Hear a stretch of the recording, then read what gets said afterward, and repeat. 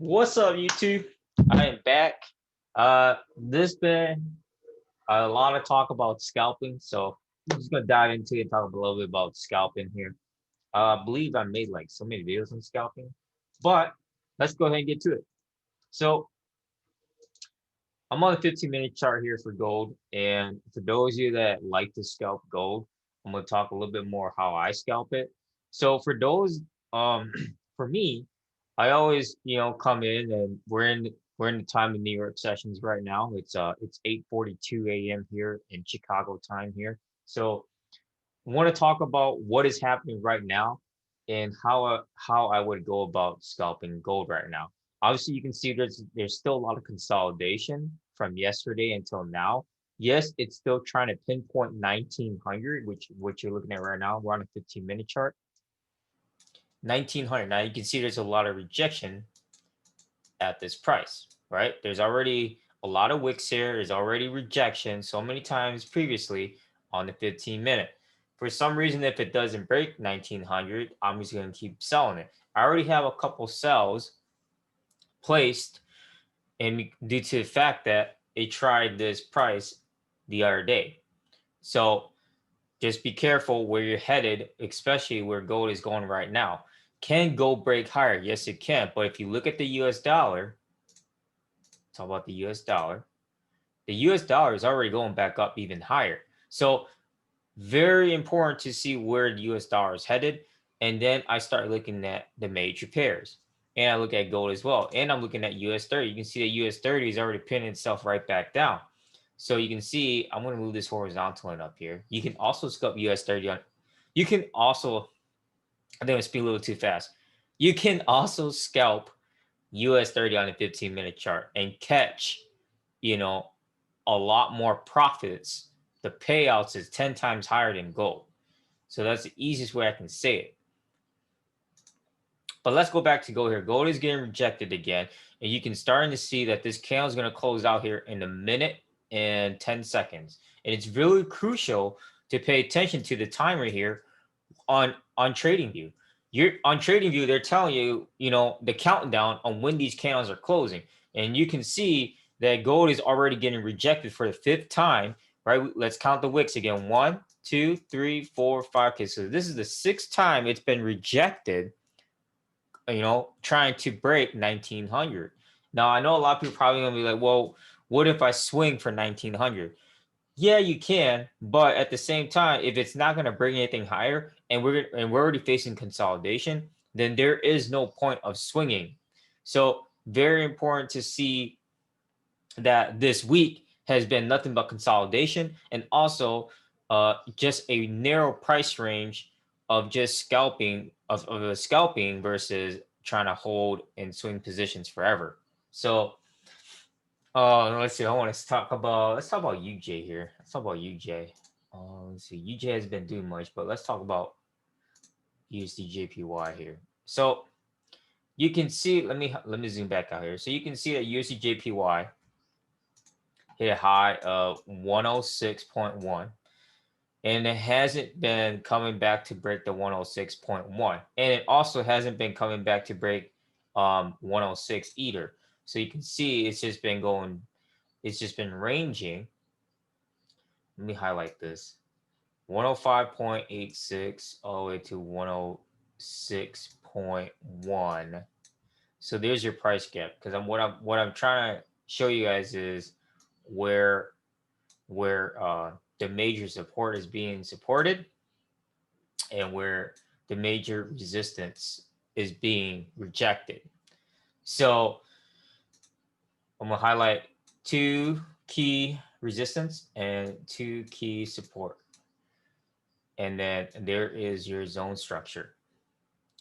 Based on the zone structure, you can see that things are not going, it's not enough to capture the amount of pips that you're shooting for, especially with this pair right now. And yeah, the best time to catch it was at, I want to say the beginning of Sunday, holding that buy all the way till Tuesday. But you have to be mindful that, this pair is just fluctuating and varying, within the same price for the past almost the past month or two. So very important to understand if you're going to scalp this pair, you're not really going to catch a lot. And I'm not really talking too much about USDJPY because this pair has just been consolidating all over, within 105 back to 106, maybe up to 107 and coming right back down to 106 and back to 105. So your 105 to 107 price range, you have a 200 pip range there. There's not a whole lot going on with this pair. Let's talk about the pound.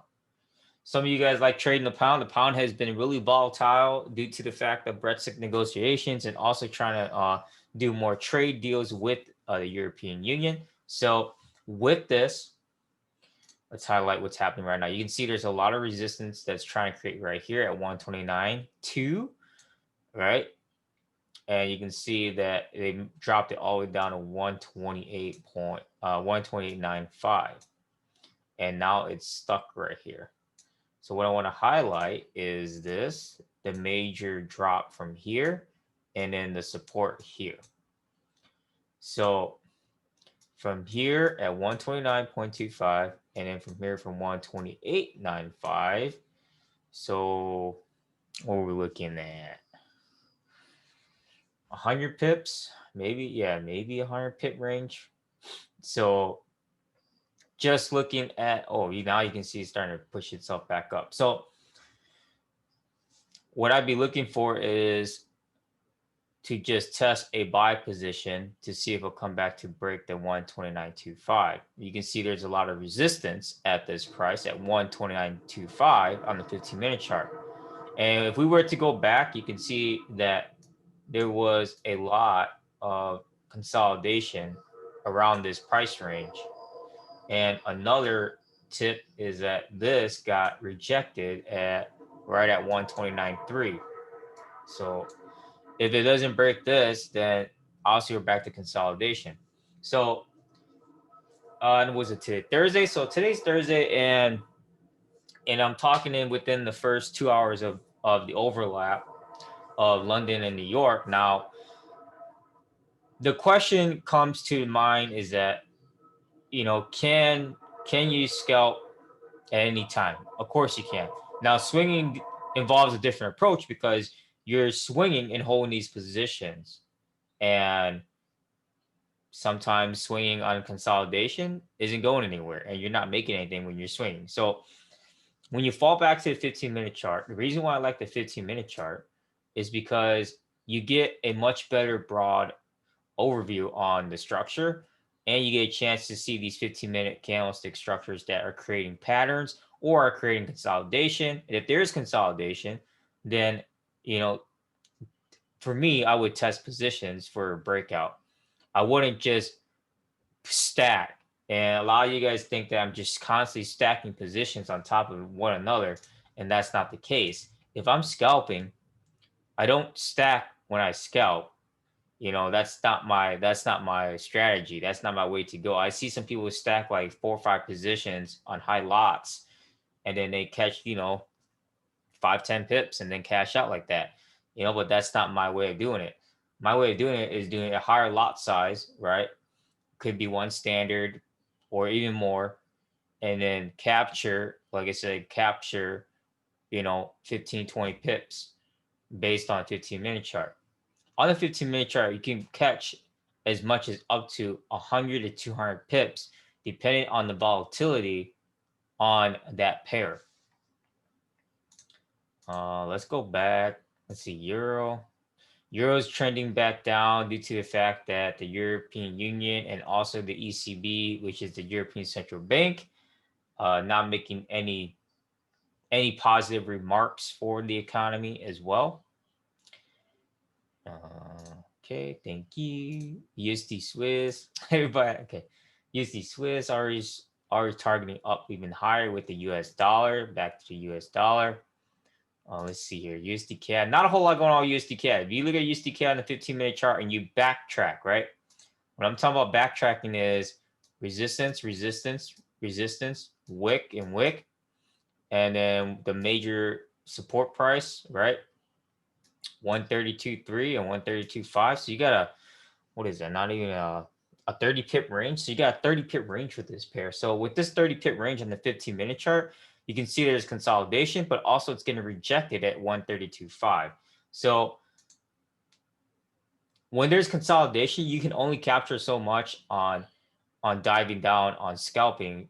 And for me, I would end up selling USDCAD based on the fact that it hasn't been breaking anything higher. It's just retesting lower. Australia, New Zealand. Australia's going back down again after creating two resistance at a little mini double top up here at 15-minute chart at 71.65. Let's see. New Zealand is weaker. New Zealand is facing a lot of debate with the political tensions, and also their central bank hasn't really decided what they plan on doing to revive the economy as well. So very important to see where New Zealand's going. Remember, New Zealand is weaker than Australia. Other than that, I just want to make this video for you guys. I know a lot of people still been asking the same questions like scalping methods, swinging methods. Not so much on mindset, but I have provided a lot of mindset videos, this whole summer. So, but the most important thing is that when you come into and you look at this video, and yes, it's on the 15-minute chart, you got to try it out for yourself, right? You got to look at the candlestick structure, look at the zone structure, tie that structure, and look at the price gap and narrow it down. That's the biggest thing. You want to narrow it down to where that you're not getting too confused and saying, oh, let me look at the 4-hour because I'm not so sure the 15 minutes working out. If you go back to the 4-hour, then what was the point of going down to 15-minute for scalping? If you go to the 4-hour and just stick to the 4-hour and go up to the daily, so that when the daily candle closes, you can look at the high and the low. So that's another factor that's another topic that I can discuss later on.